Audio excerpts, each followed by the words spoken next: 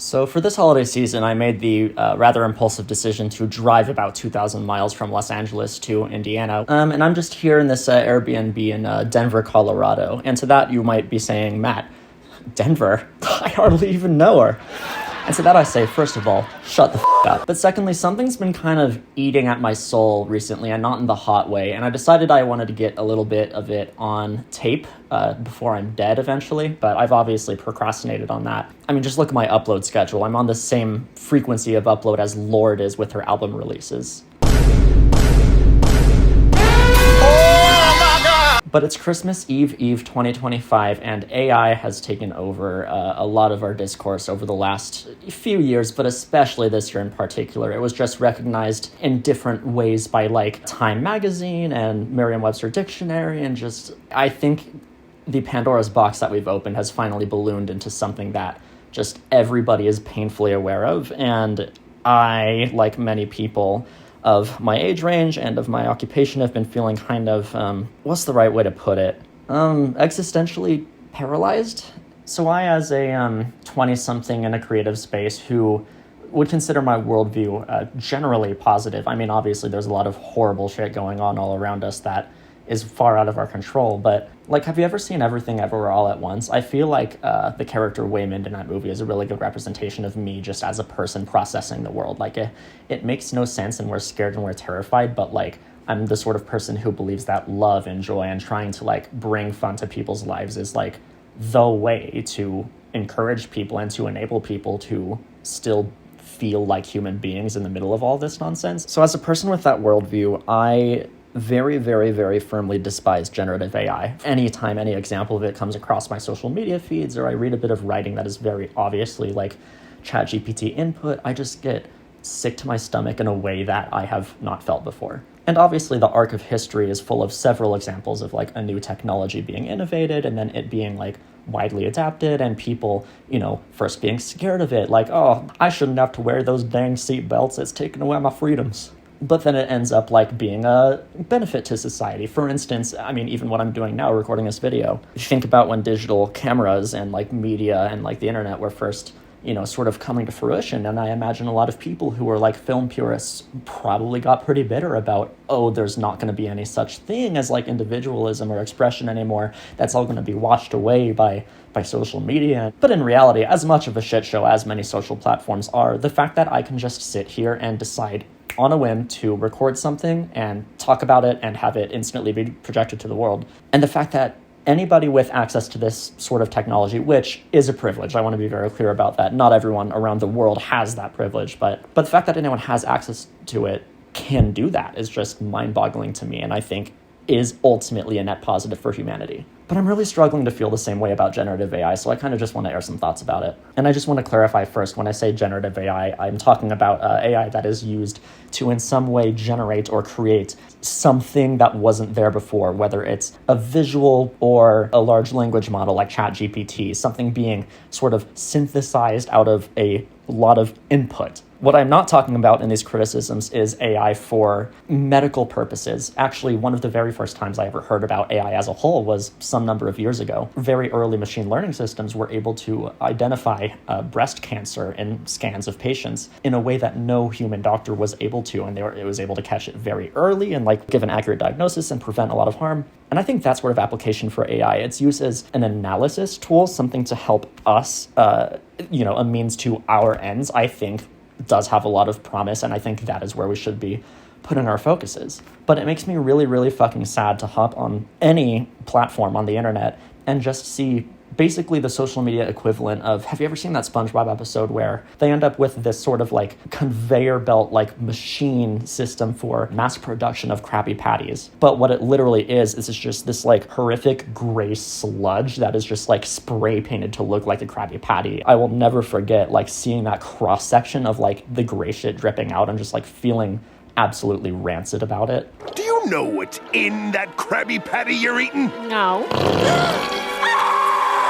And so first of all, from the artistic standpoint, and I'm putting this first because I have a couple more tangibly consequential to human life sort of examples coming later, but I think a use case of generative AI that I see more people defending is like generative AI for use in like popping on these trends. Like for instance, right now at the time of recording, a lot of people are posting these pictures of themselves in like sparkly jumpsuits, like sort of a Christmas time, like fun prompt. Or a while ago, people were doing that like sort of action figure thing where they like put in a few things about themselves and they would generate like what they are like as like, you know, an action figure or like a starter pack type situation. I guess another example that comes to my mind recently, Bon Iver, Justin Vernon, has been one of my favorite artists for a very long time. His music has meant a lot to me over the years. Actually, his album 22 A Million came out my freshman year of college, right around the first Trump election. And so obviously it formed a very concrete, bookmark in my brain that I have sort of come back to every now and then since. But recently he put out his most recent album, Sable Fable, and I forget what the song title was, but I was watching one of his music videos, and the music video sort of features him walking, and you see some animations of like some landscapes in the background, but then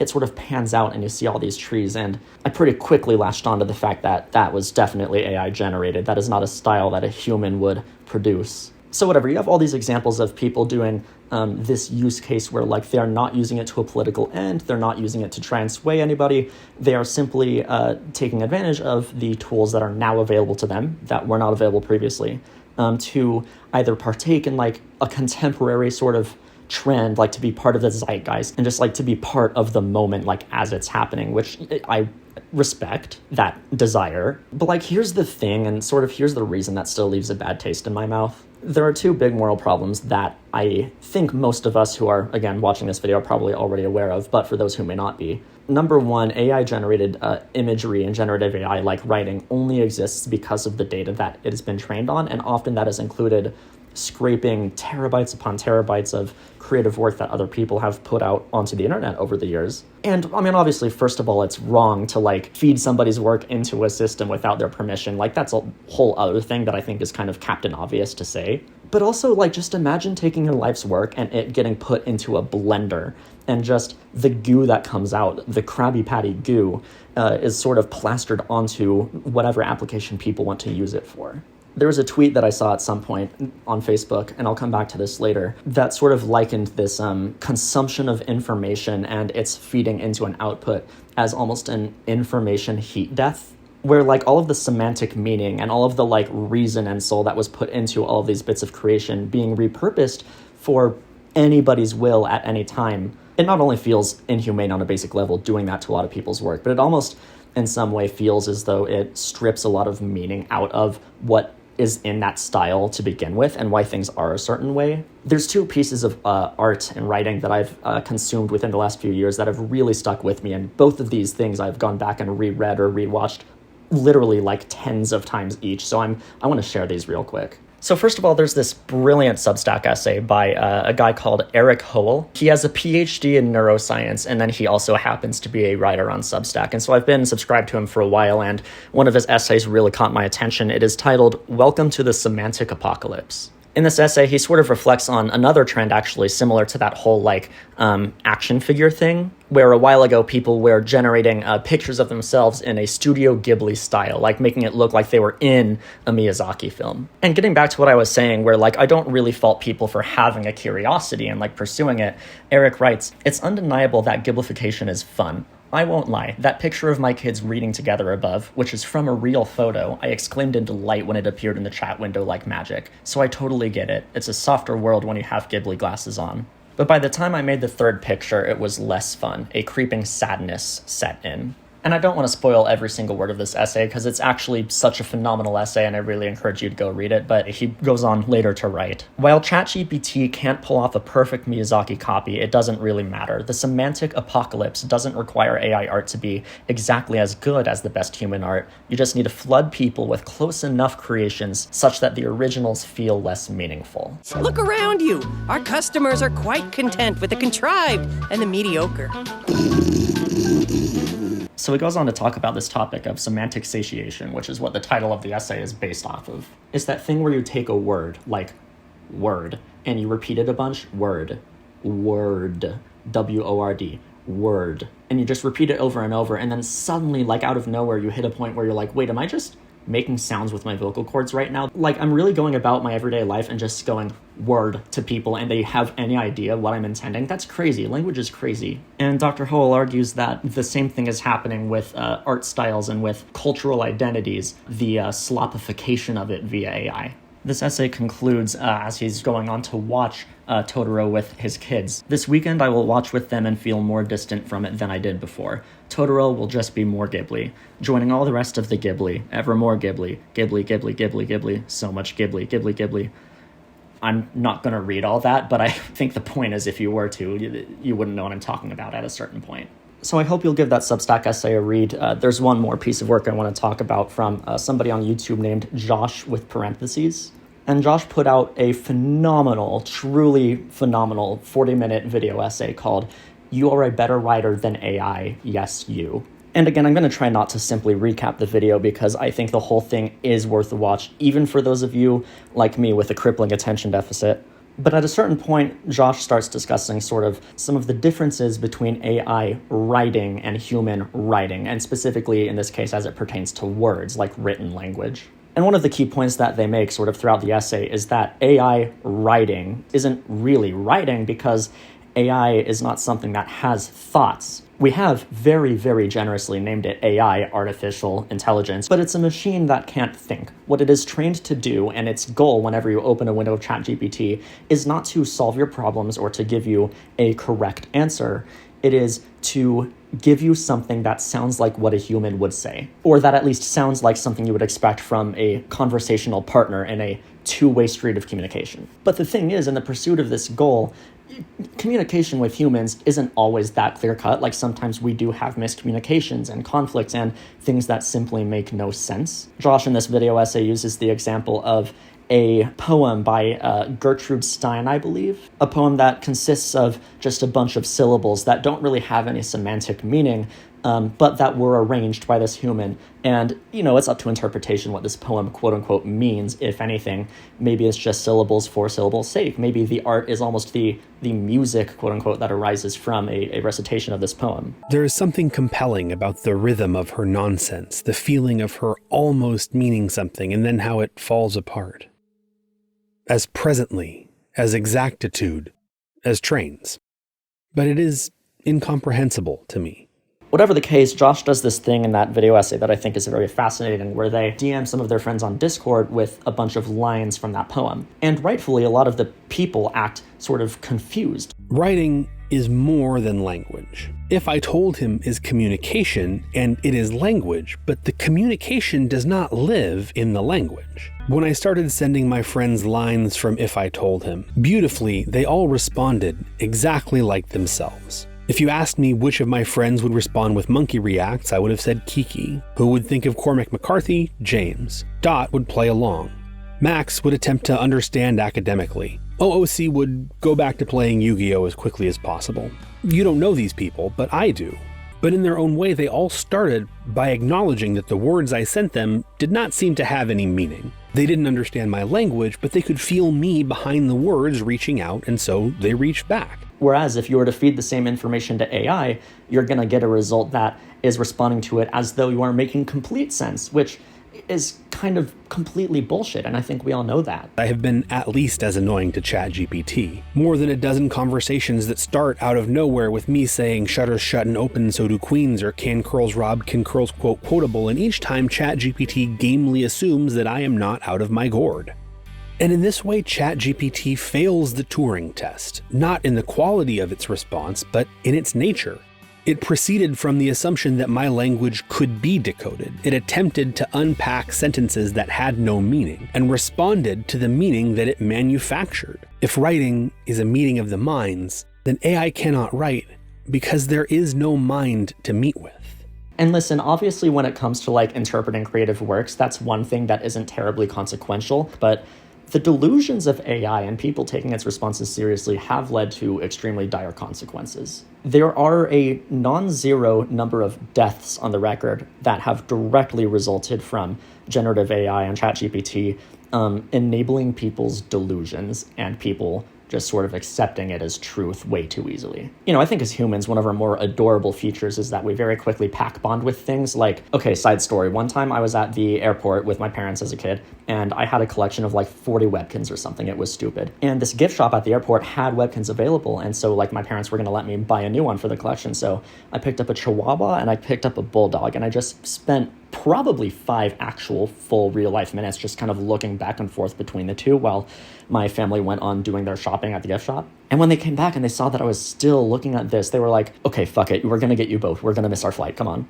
So, that's me sort of seeing something that resembles a living creature. Like if I saw an actual Chihuahua and Bulldog out in the wild, I would think it's adorable and want to protect their lives and so on. But unfortunately, that means a lot of us are predisposed to give that same generosity to this artifice of AI as if it were a thinking person. When again, as sort of Josh hammers home in this video essay, which again, I really, really highly recommend. I've watched it several times. The point that they drive home is that AI writing, quote unquote, is not writing. It is definitionally not writing, because writing, and something that they sort of try to uncover and peel the layers back on throughout this video essay, writing is not just about the end result. It is not just about that picture that was generated for your post. It is not just about the graphic that a brand uses just for the sake of getting their logo out there. It's not just about that, but it's almost between this sort of collaboration and communication between the artist, like the creator, and the idea itself. And somebody going through the process of creating something,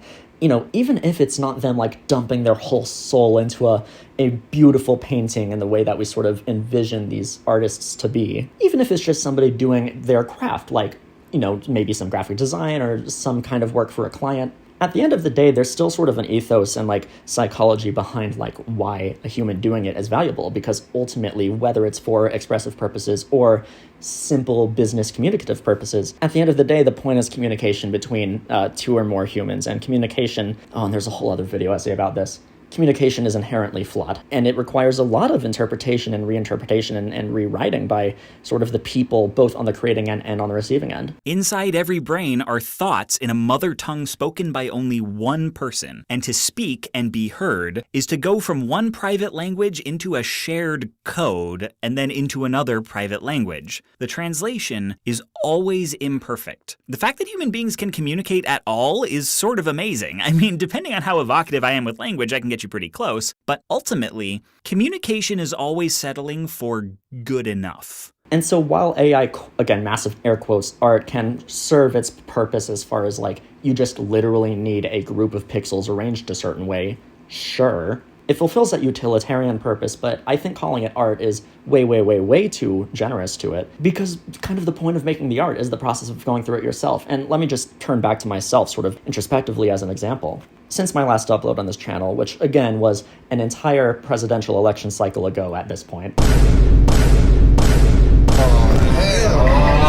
I've had so many different ideas that I've wanted to execute on. I've literally had like songs and albums and other videos like fully fleshed out in my head for a matter of years at this point, and I just can't get myself to execute on them. And I've been really trying to dig via therapy and via psychiatry. I've been trying to get to the bottom of why that might be the case. And it's been grueling to me not having these ideas exist. However, I sort of thought to myself recently while thinking about the whole AI thing, if I could push a button and have all of these ideas in my head just instantly just appear in real life exactly as I had envisioned it. I don't have to sit down and write it. I don't have to bring people over. I don't have to film anything. Just I press a button and the ideas are exactly as perfect as I envision them. If I could push a button and have that happen, would I do it, and would I feel satisfied with it? And it's really sobering to realize I don't think I would like that at all. Even though I'm potentially going through a period of my life where I feel a certain kind of dread and like self-consciousness around creating and expression.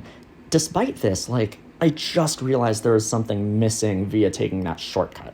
Okay, so why does this matter? I mean, by this point, any, potential tech bro who may have clicked on this video to hear what I was going to say has definitely clicked off by now. But, why should we care about this even if you're not an artist?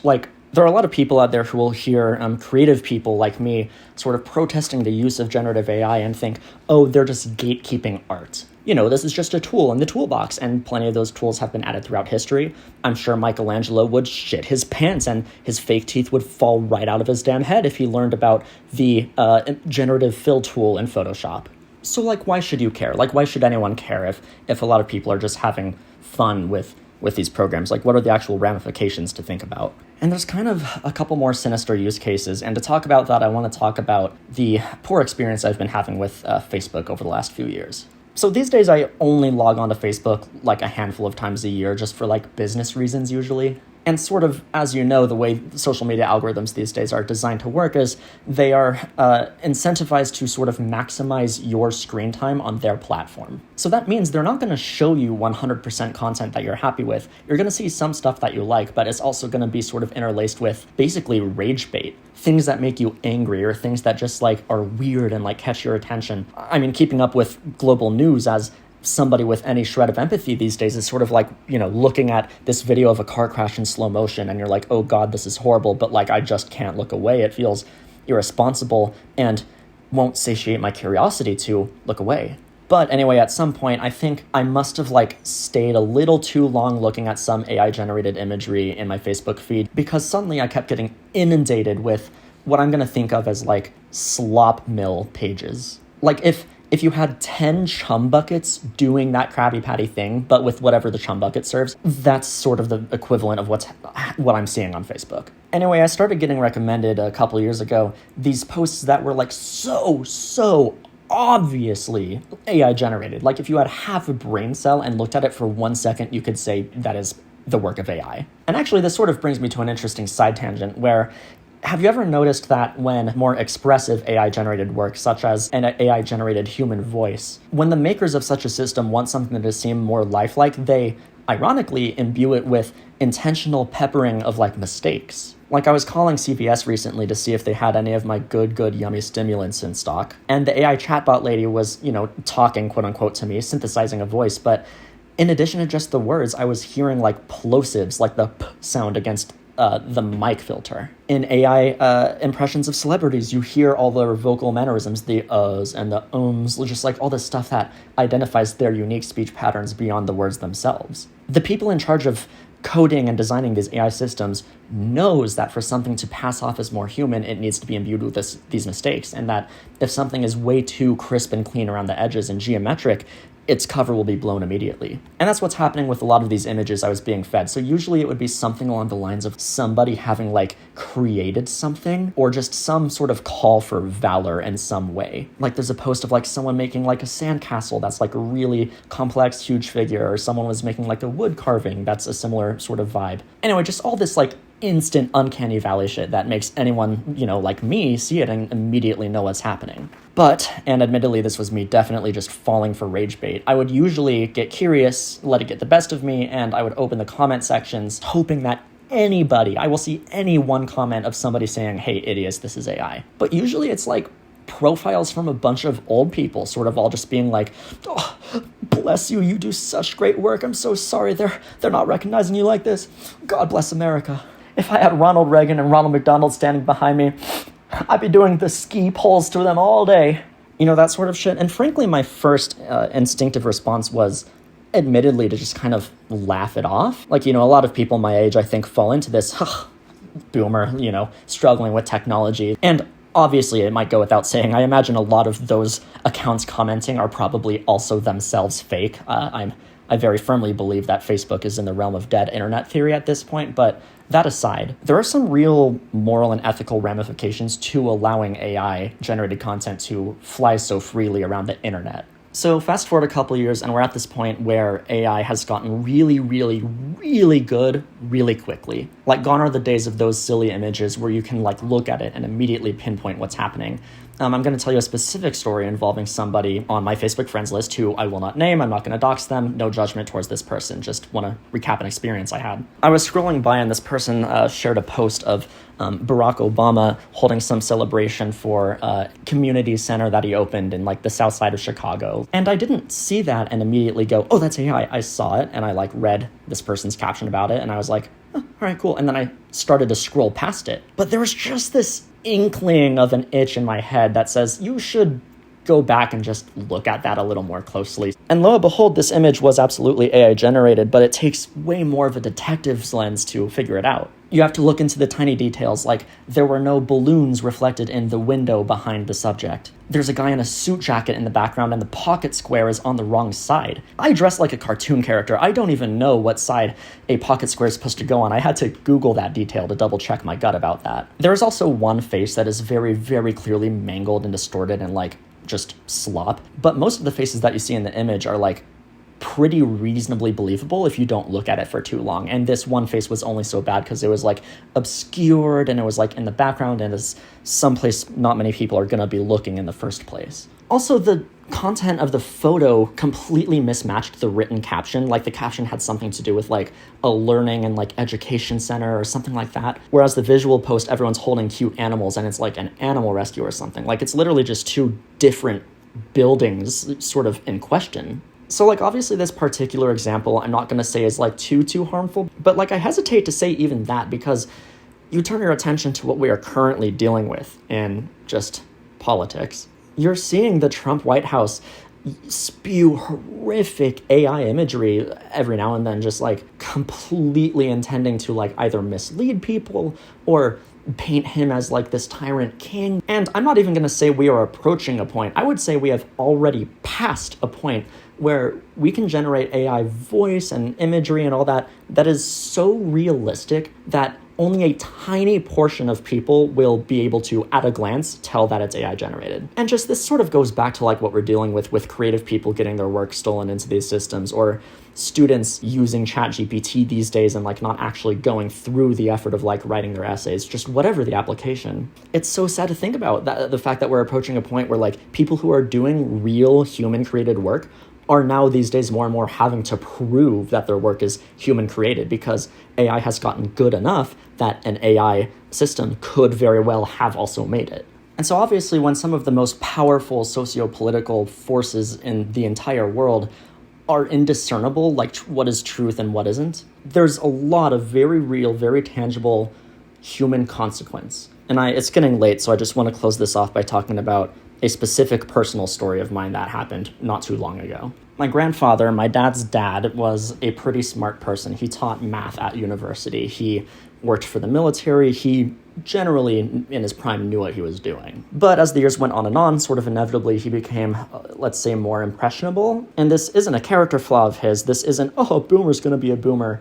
He ended up a few years ago being moved into hospice care as a dementia case. And unfortunately, a lot of my grandfather's savings and wealth were taken by scammers. And this wasn't like a, phishing sort of like, oh, you clicked a bad link and then now your credit card information is stolen. This is like anybody could go up and like say something to him and like there's a decent chance it would sort of start to be accepted. And just he took the bait. And part of me feels weird talking about this story in a video about AI because it was actually just like straight up human scammers. But at the end of the day, sort of the same concept applies here. You have an increasingly impressionable person and you have no way for you now to verify whether something is true or whether it is fabricated. Now on the flip side, on the side of sort of art and human creation and human intention, in the last couple weeks of his life, my grandfather was pretty unresponsive. He was not quite aware where he was, what was going on, wasn't quite sure who he was. But as my dad and I were talking about sort of memories of him, my dad sort of told me about how he and his dad, my grandfather, would go out to the movies a lot when my dad was a kid. And a lot of that happened to take place in the decades where a lot of John Williams scores were being put out into the world. E.T., Jaws, you name it, Star Wars. And there's sort of this very, very tangible and like studyable link between music, like that sort of like nostalgic sensory input and its relationship with Alzheimer's patients and dementia patients. And so upon learning this information, I actually myself have had the outrageously indescribable privilege of working on a few of John's projects over the last few years. And so I was telling my grandfather this news sort of to the best of my ability, and I started playing him some themes from just John's famous soundtracks. I just pulled up Spotify on my phone. My dad sort of gave me the tip that my grandfather, for whatever reason, was really particularly into the darker themes. So I played him like Vader's March, and he seemed to perk up at that. And at some point, I played him the Jaws theme, like just the straight up dun dun dun dun, like just the evilest sounding thing. And my grandpa fully says, "You are gonna need a bigger boat." And later, after leaving that visit, my dad told me that that was among the most responsive and present that my grandfather had been in months. And this, as it turned out, would end up being one of the very last moments that me, my father, and his father would ever be in the same room at the same time. And the thing that ultimately sparked my grandfather's memory enough to give us that moment all consciously present together was a piece of man-made work, something written by a human with the intention of communicating a message and interpreting some abstract feeling or idea into a tangible form and putting it into the world so that millions of other people could also experience that and absorb it and process it and let it reflect upon their lives. And I cannot remember the last time an AI-generated visual stuck with me for longer than 2 seconds. I don't really know why I am making this or putting it out there, but if I had to guess, there is sort of one thing that I keep coming back to. As I mentioned, I've really struggled over the last few years with my own creative work to feel, I guess, a drive to create. Like, I just don't want to sit down and do the work that I am preaching right now, and I've just been really trying to dig in and figure out why. But one of the things that has actually motivated me recently is that in an ocean of just that gray Krabby Patty goo, any human-generated piece of work, whether it's meant to be profound and expressive or whether it's just meant to be silly or just technical advertising, whatever, any human creative piece of work now in this ecosystem is so much more important and crucial that it exists than it ever has at any other point in human history. And so even if I'm doing this video recording in an Airbnb in Denver at almost midnight, and I've literally had to restart this recording at least 10 times because my camera keeps fucking shutting off, even if it's scuffed to oblivion, at least now I have something on the record in the moment while it's happening, and there is one more human-created piece of work that exists in the world. And regardless of any perceived quality, that is infinitely valuable. Krabby Patties are supposed to be made by hand, one at a time. Not on a conveyor belt. Oh my!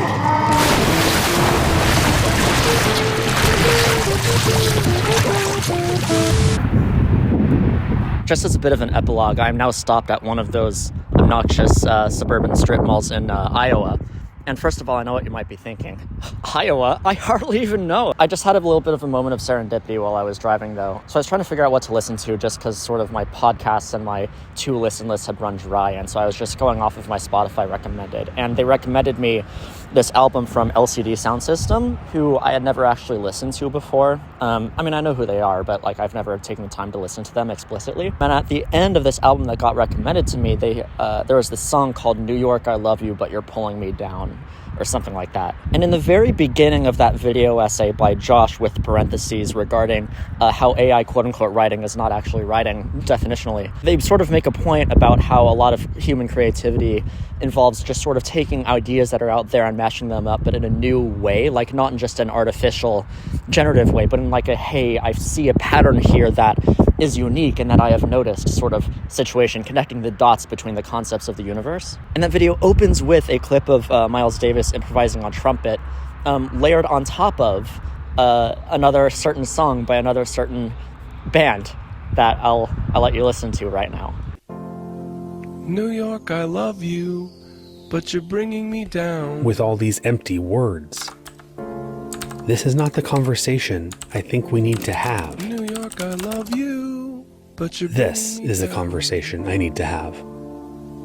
If I told him a completed portrait of Like a Picasso, rat in a cage. if I told him what And I know, I just thought it was kind of serendipitous because this is literally just a couple days after filming the rest of that, and I, again, had never actually listened to LCD Soundsystem in my life. I'm just doing it out of curiosity right now, and it happened to be that exact song. And when I tell you that my brain fucking lit up with its pattern recognition capabilities, it was intense. And I know. Sometimes I feel like I have little moments of, like, enlightenment here in such gray parking lots in Iowa. But that's the beauty of the Midwest. Go to the issue at school and for it. Exactly all our experience.